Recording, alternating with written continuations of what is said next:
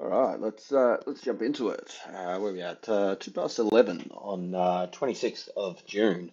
So look, obviously, just sort of start with a little bit of that data that we had yesterday and overnight, and the main one was this Aussie CPR. Well, at least main one through sort of Asia yesterday. Actually, in all fairness, through all sessions, it was pretty quiet on the docket yesterday. But the CPI for Aussie sort of came in very quiet. So 2.1% against a 2.3 expected. So obviously they're expecting a tick down. It's come in even lower, and Aussie did not react at all. Like it sort of dropped maybe 10 points for like 2 minutes, and then sort of shot straight back up.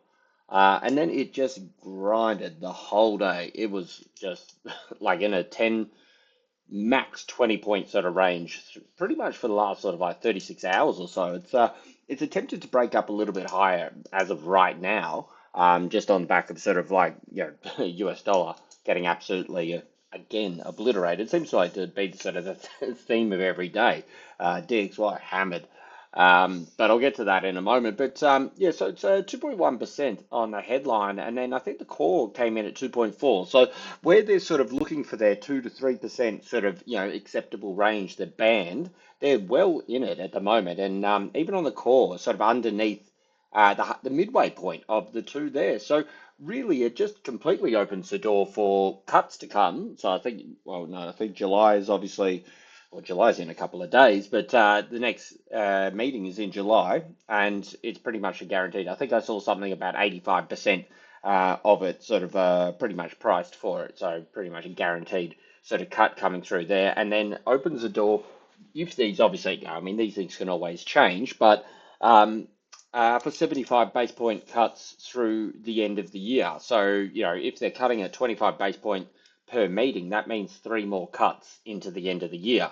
I did see one guy sort of mentioning no name sort of person, and they're sort of saying, oh, maybe they cut 0.35%, which obviously, be a bit of a bigger sort of hit kind of thing. So where we had sort of 3.85 at the moment. So look, I don't think that that'd be the case. But look, if they cut, here we are at the moment at 3.85%.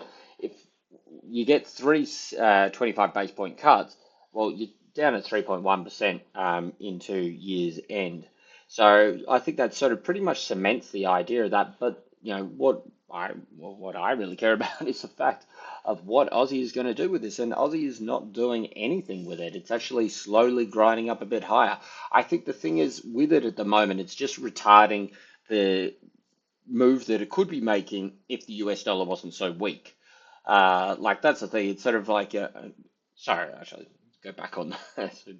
Adding two or three things in there. The US dollar being so weak, it should be moving up a little bit higher, but because it's like, obviously right round the corner with the cuts, that's retarding the move moving up.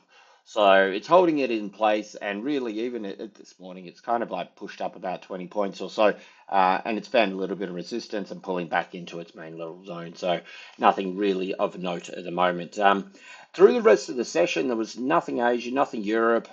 Through US, we did have power talking. Now, I did sort of pull up this 2 seconds ago because, from what I sort of saw last night, a lot of Powell's comments really err on the side of caution, which would lead more to a sort of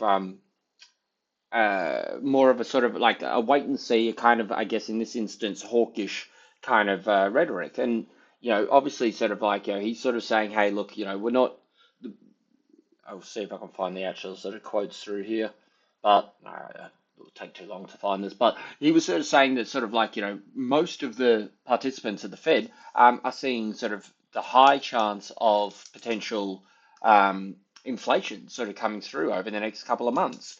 They don't want to act too soon. So the possibility of translating inflation will be more or less likely. Looking to withdraw cryptos, risk of stagflation. There was a couple of mentions of the stagflation. If there were stagflation, that would put them in a hard place, yes, but it's we're not seeing that now. So it's it's all these sort of like, cover the things and basically wait for the data. And this is what he's been saying every time he speaks at the moment. It's like, if you look back at sort of where the bits of data that have got you to this point now, then there is a case for the Fed to be cutting. But what his job is obviously not to just go, oh, well, it was good last week. We paid our bills last week. What about next month? And that's what he's doing. He's forward thinking with that kind of sort of stuff. But the thing that's really impacting the market, or at least US dollar, is not his sort of stance on it. That's having almost no effect on it.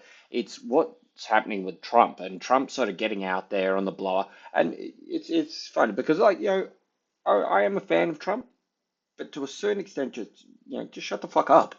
Like every 5 minutes, he's got an opinion on everything. And even as Powell was talking last night, you can see exactly the same time. Trump's obviously talking as well. He's coming out with a couple of bits and pieces. And I think I saw this other article here, but basically, US dollar dribbling down, Trump undermined the Federal Reserve. So the idea basically is that sort of Trump's obviously wants a lower dollar. He wants cuts to be sort of coming. If I could see what it's saying, if I can get to the earlier part of it all, where he's coming out. Uh, as you can see, every 2 seconds, they're taking a snippet of what Trump's got to say. But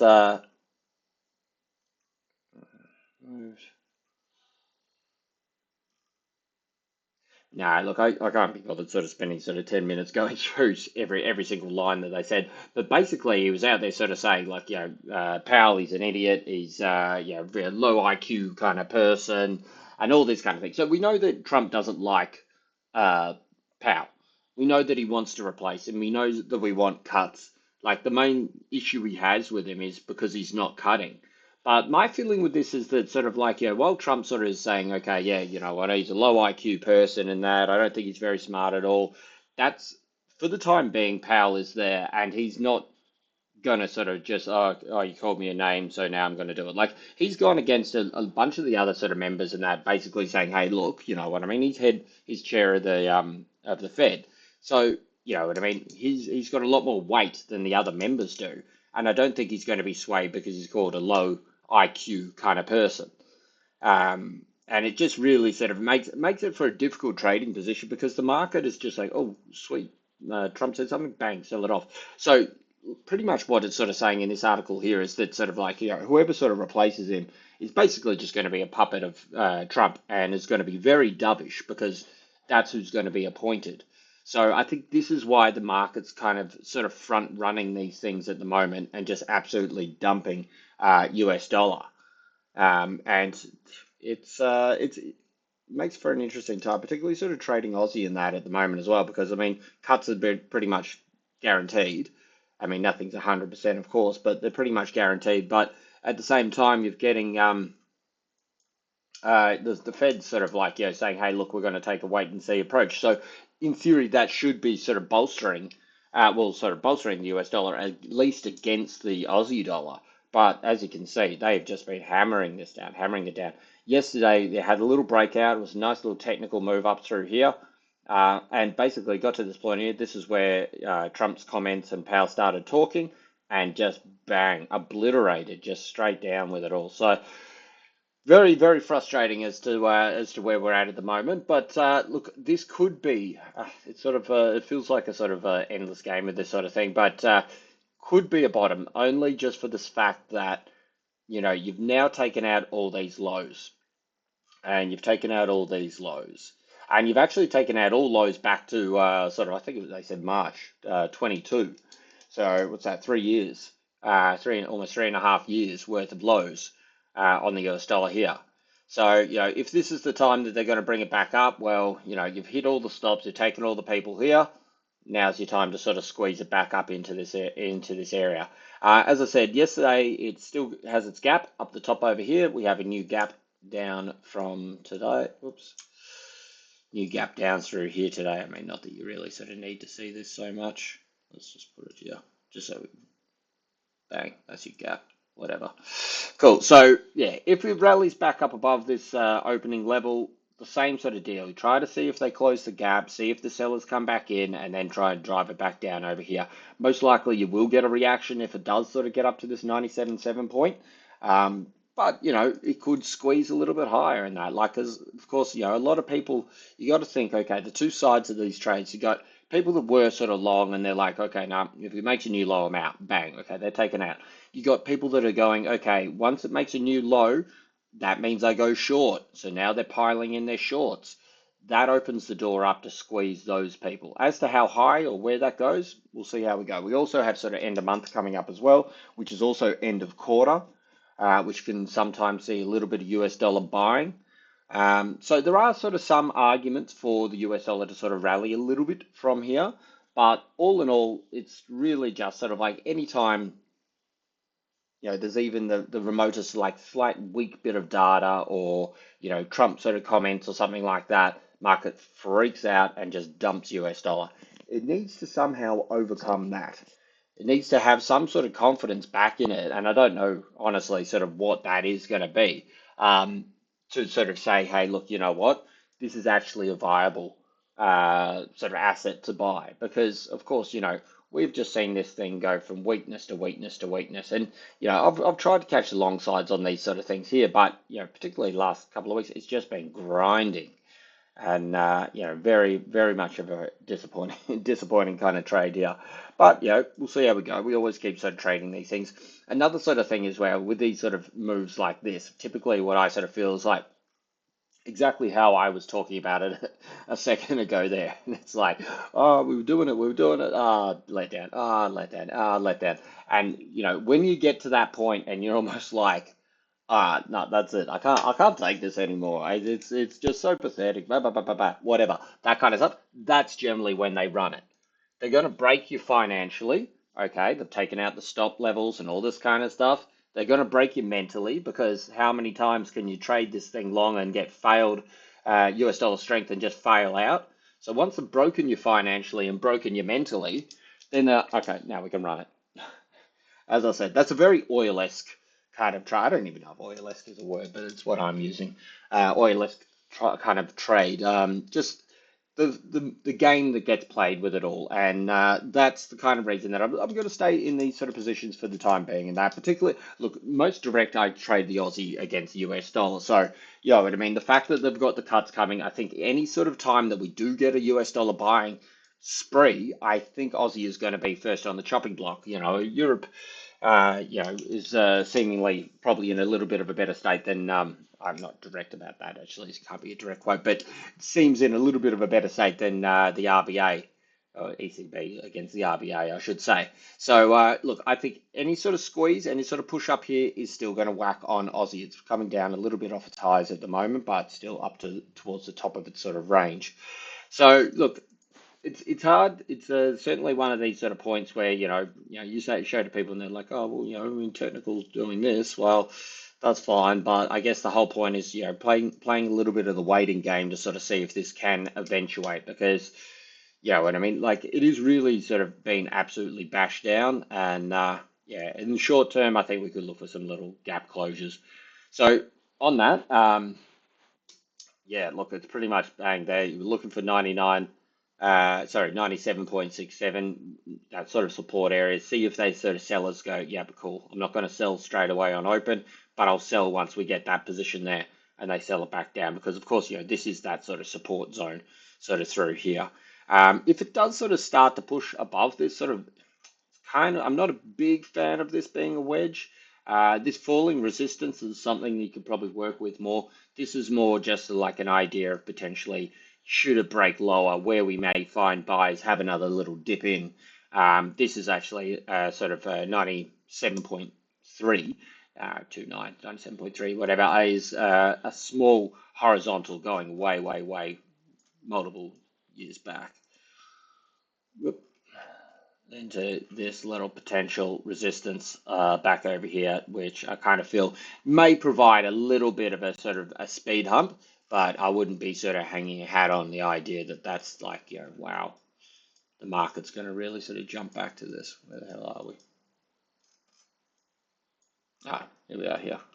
Cool. So, as I said, there's not really too much more to sort of report with it at the moment. They're smashing the US dollar, they're buying equities. Gold's a little bit on the back foot. So, should this thing push up, back up above sort of 97.8, you might see a little bit of a reprieve, but at the moment, certainly looking pretty sick.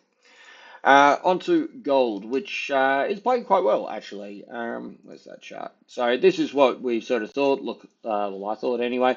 Basically, that we would come down into the zone that the buyers would have another shot, and this is exactly what they have done here. So you had the body fill push down into this. I covered this yesterday. Push up here. This level here, this 90. Get stuck on the numbers from the DXY. This 3340 was the number that I mentioned yesterday for potential sort of resistance. I mean, this was, as you can see, a sort of little support area through here, and obviously now coming in for a resistance here. I did put a little chart up yesterday because I thought we may have got a bit of a tighter kind of thing. If you get down onto a lower time frame, we actually had a very nice little bear flag inside that yesterday. Sorry, the other day, I think, was it Tuesday? And then I thought maybe we'd get this again sort of through here yesterday, sort of breaking up down here. And it worked out for a little bit, but obviously found some support, mainly probably around that time. As you can see, it's the same time here that US dollar started to get sold off, that 12 o'clock kind of period. 12 o'clock here, you can see the time down the bottom. As US dollar got sold off, well, the flows went into the metals here. So, they're working pretty well inverse at the moment.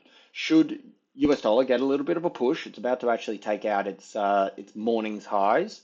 We'll see in a second that. So we could see a little bit of a push back down here. Should this thing start to work out, now that it's grinded a little bit longer and made this into a little bit more of a flag, it's come up to the resistance area where we had sort of marked out. You can see as well here, there's another thing that sort of confirms this a little bit more. Tried to hold here, Whoop, get rid of that. Bang. Now rejecting from here. Now, still, you want to get down under those lows, underneath 3,300, would sort of open this up. Now, this little bear flag as a measured move gives you a target of 3241. But you got to sort of think with these things, and this is what I like about these things sometimes. So it's sort of like, should this little bear flag play out?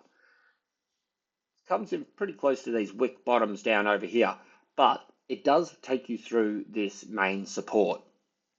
And if this main support is given up, if you jump back onto a high time frame, onto the daily.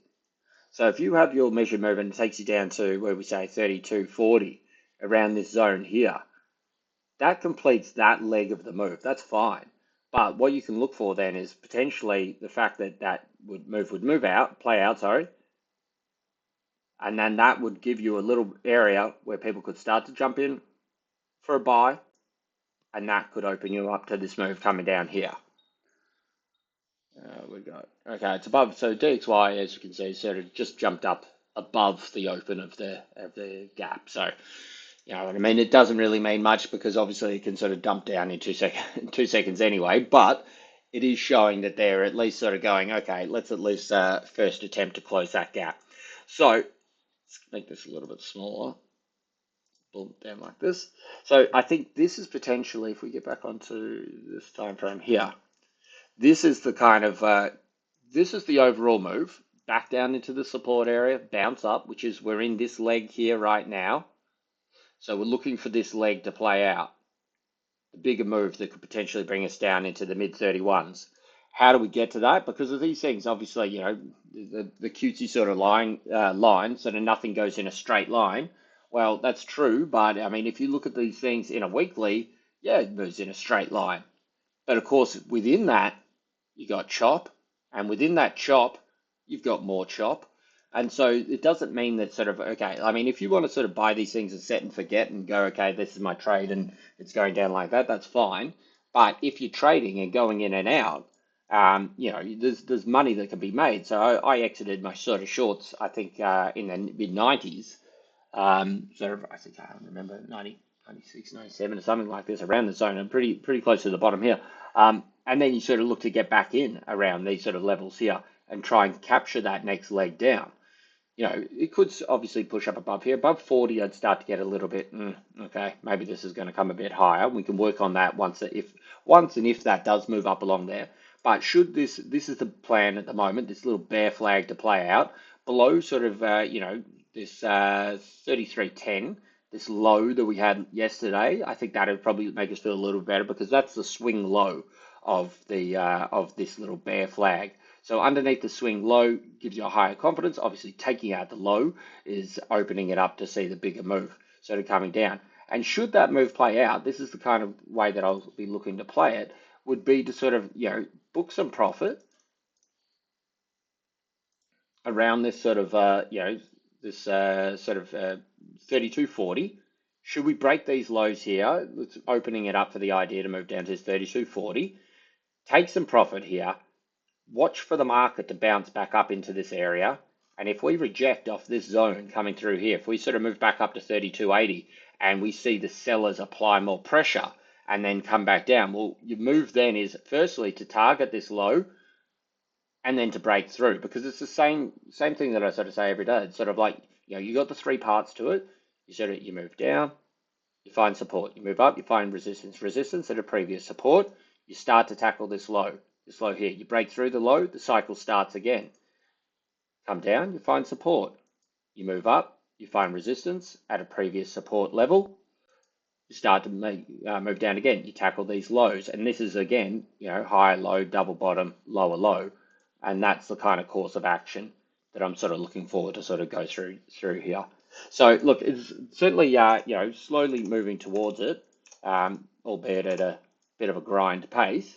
But yeah, we'll see how this sort of one plays out. If we just for 1 second chuck it onto the weekly, remember that this is exactly pretty much where we sort of thought the support would come in, but this is very much.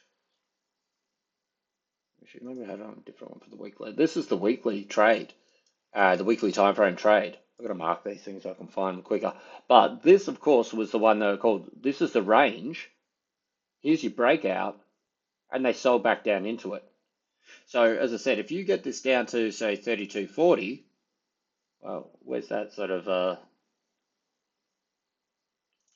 was 32.40, which is roughly kind of thing. It's about here.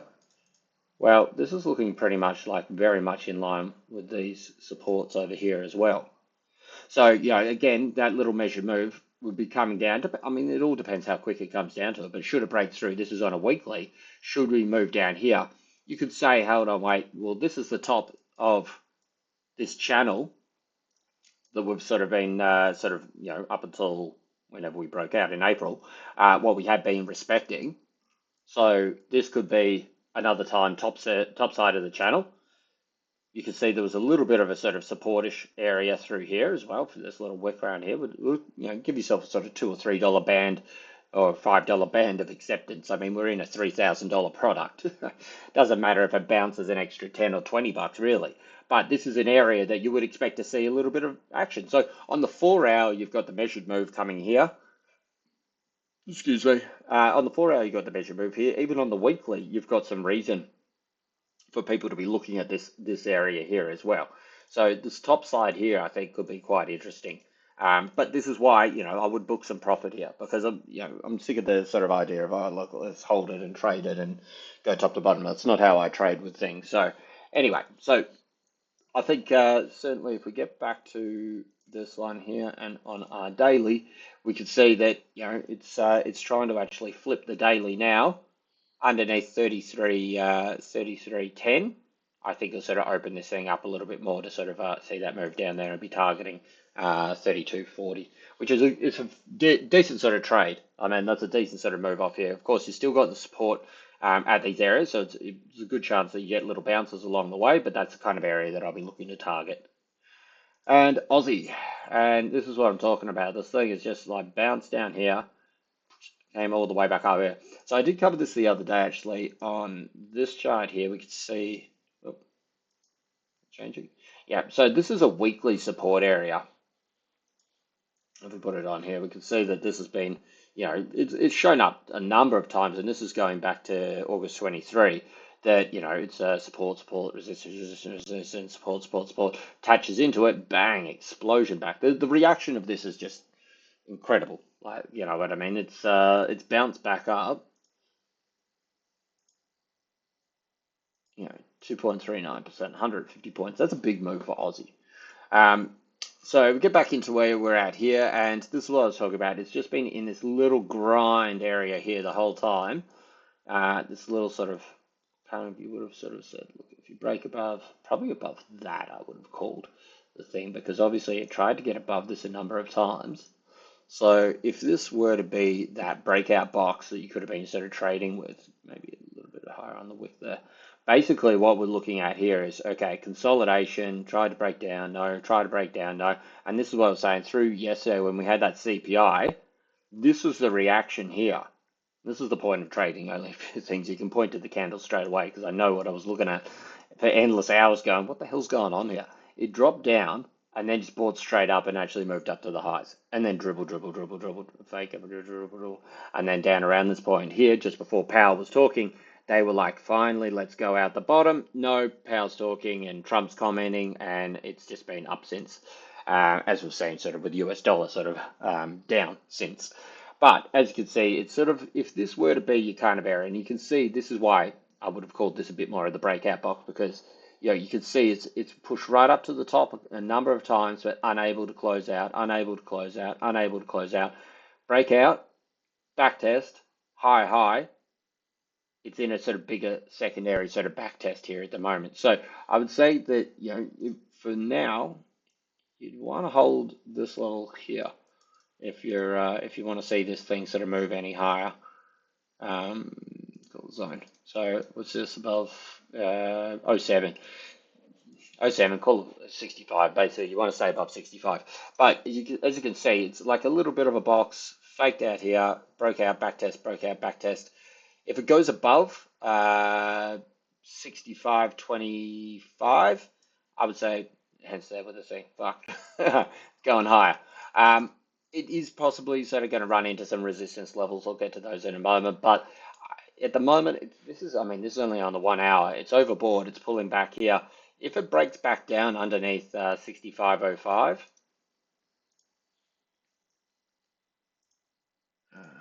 so just go H1, failed, breakout. So that'll sort of see what happens with the US dollar across the board if they decide to run that back up a little bit. So back underneath 65, call it 65.03, give it a bit of point or two breathing space in that. But certainly a close underneath this 65.06 area gives this as a bit of a failed breakout. And, then you're targeting back to these support levels and then see what the buyers do here.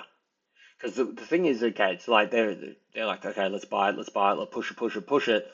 Sellers have come in very quickly and gone, that's great, push it up here, I don't care, I'll sell it down. Bang, and they sell it back down and that. If they do overrun them and they go, oh, okay, well, geez, there's a bit of sellers here, because you've got to think, at the end of the day, it's a tussle between buyers and sellers. Buyers are trying to push this here, sellers are going, that's great, I'm happy to sell it to you at this price. If they push it back down here and take out this low here, you can see that the buyers were here, then they move up, then they move up, whatever kind of thing. You get the point. They're moving up, moving up, moving up. If the sellers come in and push it straight back down here, maybe these guys aren't going to be so keen to buy it here. Most likely you'll get an option of that, like you'll get some sort of small reaction. But if you find an absence of buyers here, I think they're going to go, well, screw that. I'm going to cover my bets, and you can see broadly the market's holding it at this level. Let's have another shot at this level. So I think this is the trade, at least within this little area here, underneath sort of 65.06, back down to sort of call it 64.90, because it kind of sort of only really dipped into the 80s for a second or two.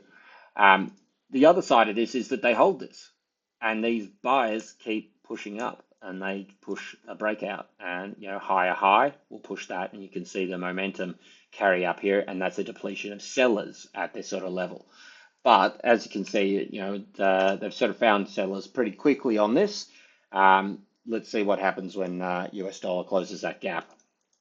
But certainly, I think if you break this 65.06 level, I think you're looking down at 64.90 to sort of see if they're going to hold that zone through there, because they just held this relentlessly. This was quite a period here, actually. It was, as you can see, through this whole period,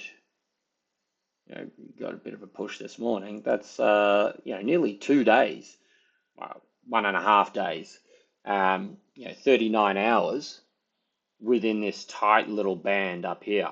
There should be a number, like in theory, with these ranges, the longer relative these things stay in their range, the bigger the explosion move should be.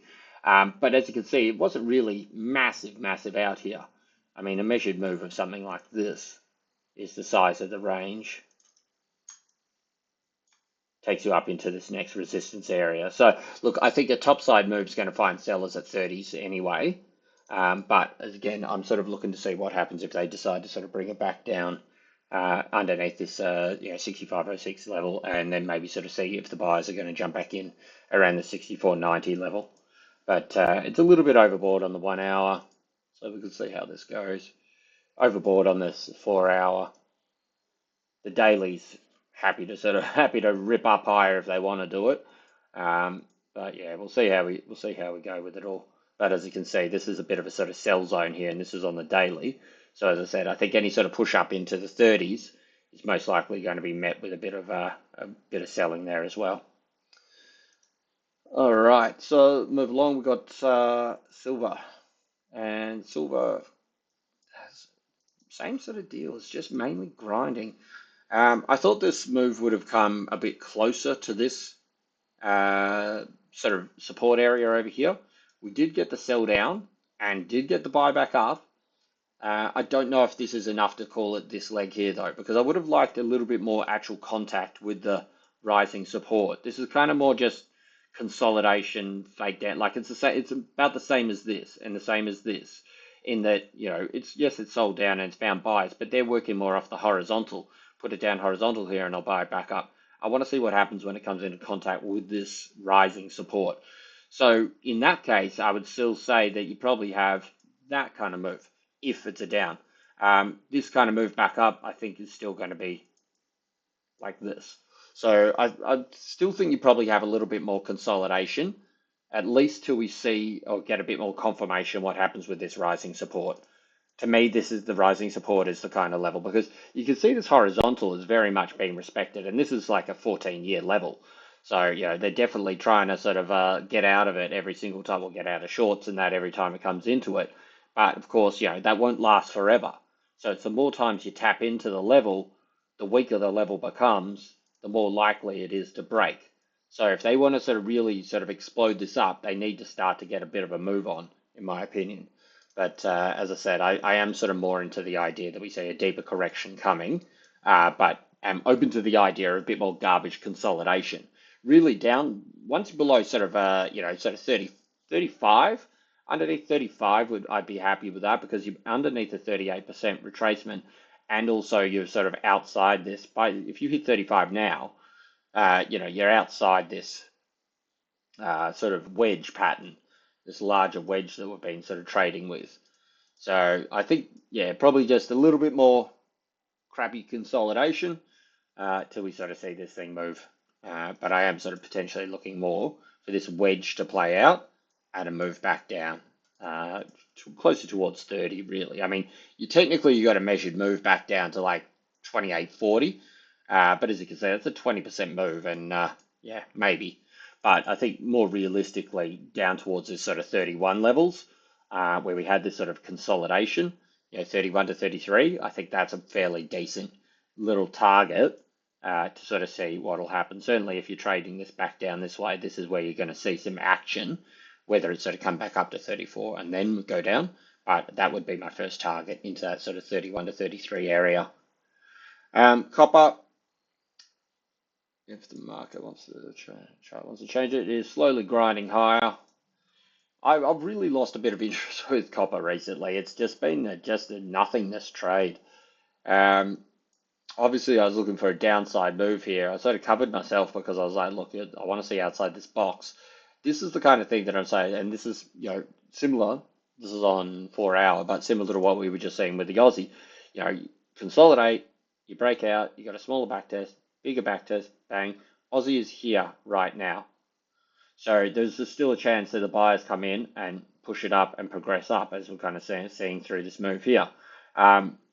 At the same time, obviously, if this had come back down here, that's your failed breakout. So this little candle here, where it's coming back down to test the top side of this box, that's where Aussie is right now. Which Aussie trade? as you can see, coming back in to test the box here right now. So we'll see how that goes. Where we are, 11:37. So yeah, over the next hour or so, we should start to see get a bit more confirmation of what's going to be happening with it. And finally, just with China, so it actually took out a technical low yesterday. So it was put the alert straight down underneath that. And as you can see, the second that it made a new low, bang, they brought it back up, and they tried to get back up in this range, get on the 4 hour at least. So it came back up in the range, rejected back down, like we saw US dollar be sold off of everything around that same sort of period, coming down through here.